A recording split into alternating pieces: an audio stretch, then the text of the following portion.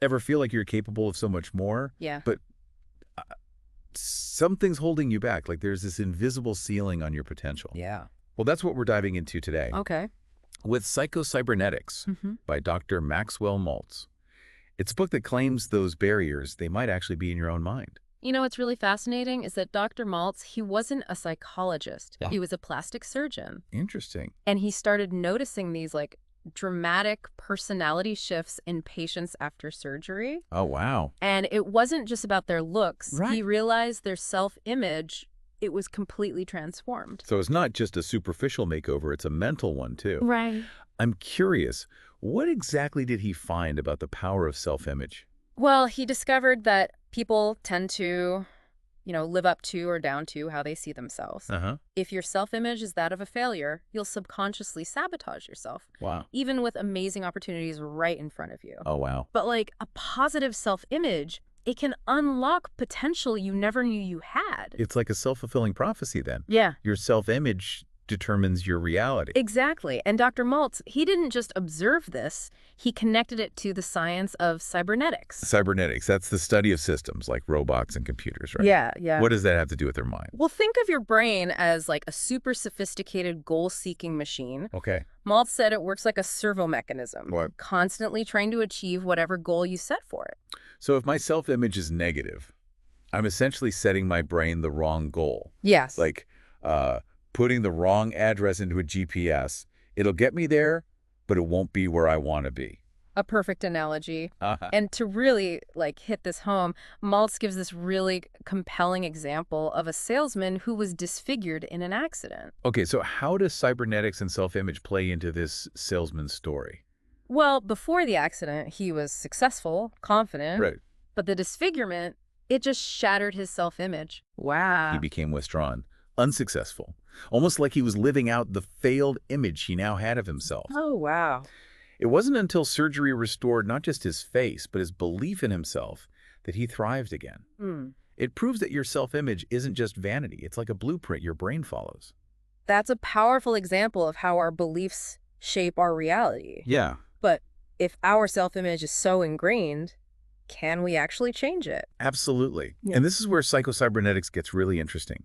Maltz found that our nervous system often can't tell the difference between real and vividly imagined experiences. Wait, so if I vividly imagine myself doing something, my brain reacts as if I'm actually doing it. That's exactly right. Wow. Think of athletes mentally rehearsing their moves, or musicians playing a difficult piece in their heads before performance. That makes sense. I can see how that kind of mental practice could build skills and confidence. It goes beyond just skills, though. Yeah.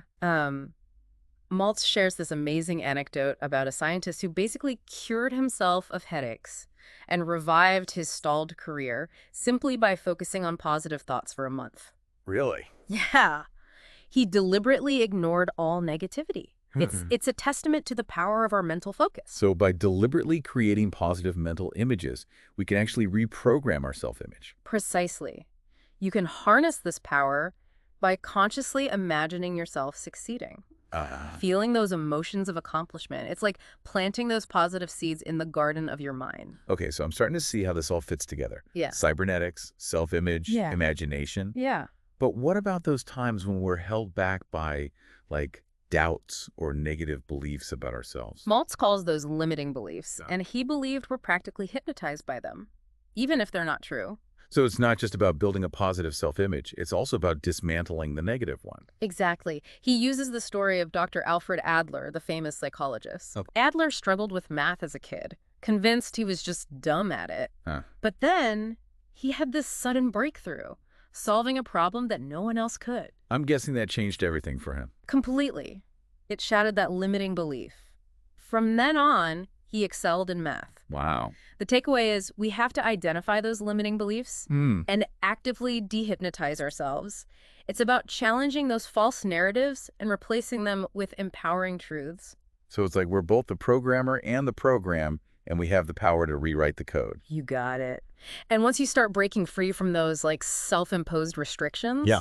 you'll be amazed at what you can achieve. It's exciting and a little intimidating at the same time. But before we get too overwhelmed, let's talk about happiness. Okay. Is that something we can program into ourselves too? Maltz believed happiness is a skill you can develop, not something you just wait around for. Ah. It's not about external circumstances. It's about training your mind. So instead of waiting for happiness to find me, I can create it myself. Yeah.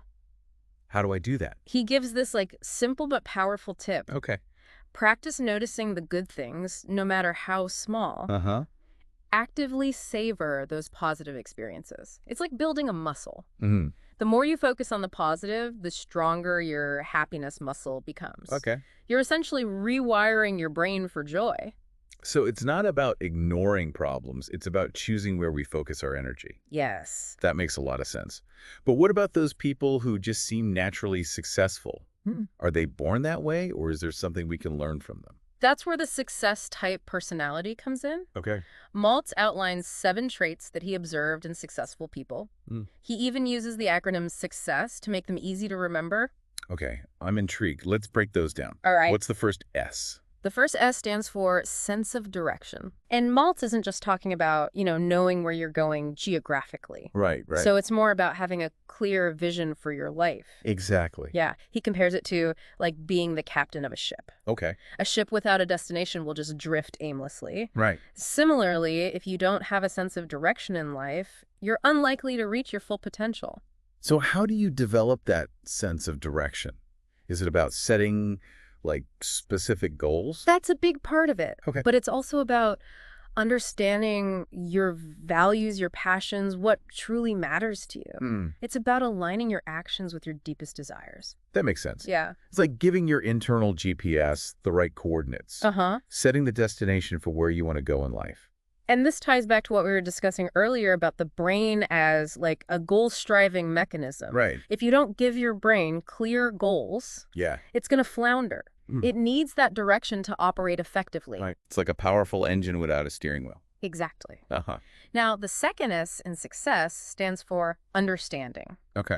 And Maltz really emphasizes 2 types of understanding. Okay, so understanding what exactly? First, understanding yourself. Okay. Recognizing your strengths, accepting your weaknesses, and becoming aware of the patterns that might be holding you back. And the second type of understanding? Understanding others. Okay. It's about cultivating empathy, putting yourself in other people's shoes, and recognizing that everyone is fighting their own battles. That's so important, especially in today's world where it's so easy to get caught up in our own little bubbles. Yeah. But how does understanding ourselves and others contribute to success? Well, Maltz believed that negative traits often stem from a lack of understanding. Okay. For example, someone who's overly aggressive might be masking deep-seated insecurity. So it's not about judging those negative traits. It's about trying to understand where they come from. Exactly. And by understanding the root cause of those behaviors, we can start to address them in a more constructive way. That makes a lot of sense. Yeah. So we've covered sense of direction and understanding. Right. What's the C in success stand for? The C is for courage. Okay. And Maltz is very specific in his definition of courage. Yeah. He says it's not about being fearless. Okay. It's about acting in spite of fear. So it's more about facing your fears head on. Exactly. Yeah. It's about recognizing that fear is, a natural human emotion. Right. But it shouldn't paralyze us. It's about taking calculated risks, even when it feels uncomfortable. That can be really tough, though. Yeah. Any tips for overcoming fear and being more courageous? Maltz suggests starting small. Okay. Take baby steps towards your goals, gradually expanding your comfort zone. Right. He also emphasizes the importance of focusing on your past successes to build your confidence. So it's about building that courage muscle over time. Exactly. The more you act courageously, the easier it becomes. This is all great advice. Yeah. But I'm curious about the next letter, H. Okay. Does that stand for hope? Actually, the H is for charity. Oh. Now, this might seem a bit out of place in a book about success. Right. But Maltz really believed in the power of kindness and compassion. So it's not about charitable donations. Oh.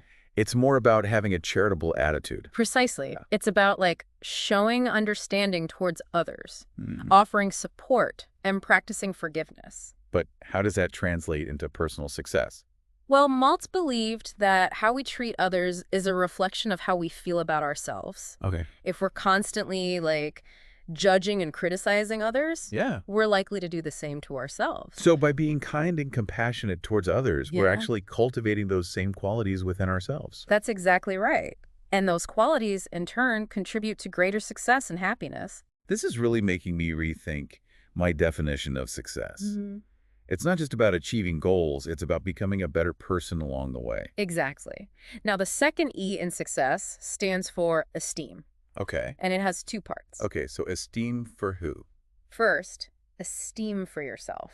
Okay. This means recognizing your worth, valuing your unique qualities, and accepting yourself unconditionally. And the second part? Esteem for others. Okay. This is about recognizing the value in everyone, respecting their perspectives, and appreciating their contributions. So it's about finding that balance between self-love and love for others. Precisely. And that balance is essential for creating healthy relationships and a fulfilling life. This is all starting to feel very interconnected.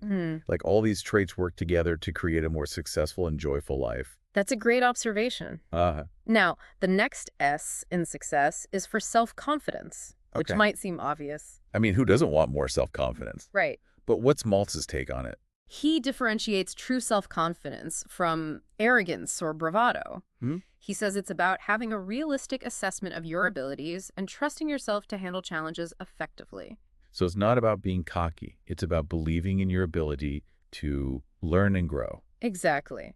And it's not about being perfect. It's about learning from your mistakes and using them as fuel for growth. That's a much healthier way to look at it. Yeah. Okay, so we're down to the final S in success. Right. What does it stand for? The final S is for self-acceptance. Okay. And this might seem similar to self-esteem, but Maltz makes an important distinction. I'm all ears. What's the difference between self-acceptance and self-esteem? Self-esteem is about valuing yourself, Oh. while self-acceptance is about embracing yourself unconditionally with all your flaws and imperfections. It's about letting go of the need to be perfect and just accepting yourself as you are. Exactly.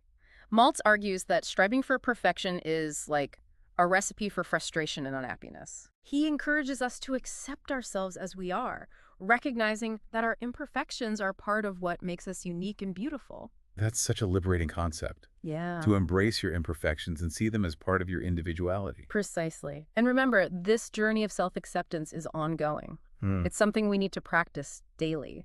So to recap, the 7 traits of the success-type personality are sense of direction, understanding, courage, charity, esteem, self-confidence, and self-acceptance. Yes. That's quite a roadmap for personal growth. It is. And while these traits are essential for success, Maltz also identified what he called failure mechanisms. Okay.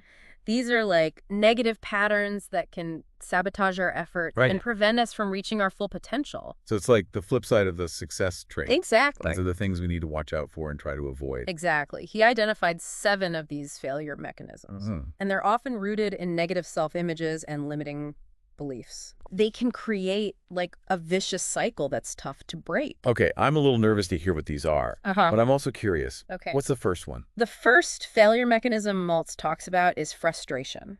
Okay. Now, frustration itself isn't always bad. Right. In fact, it can be a powerful motivator when it pushes us to take action. So it's more about how we handle frustration that matters. Exactly. Right. If we let frustration consume us, Right. it becomes a destructive force. Yeah.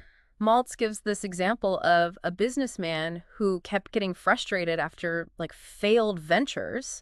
Instead of learning from his mistakes, he just spiraled, leading to more setbacks. It's like he was stuck in a negative feedback loop. Yeah, Frustration leading to more frustration. precisely. So the key is to recognize frustration as a signal that something needs to change. Yes. It's a call to reevaluate, adjust your approach, Right. and perhaps seek new perspectives. That's really helpful advice. Okay, so what's the next failure mechanism we need to be aware of?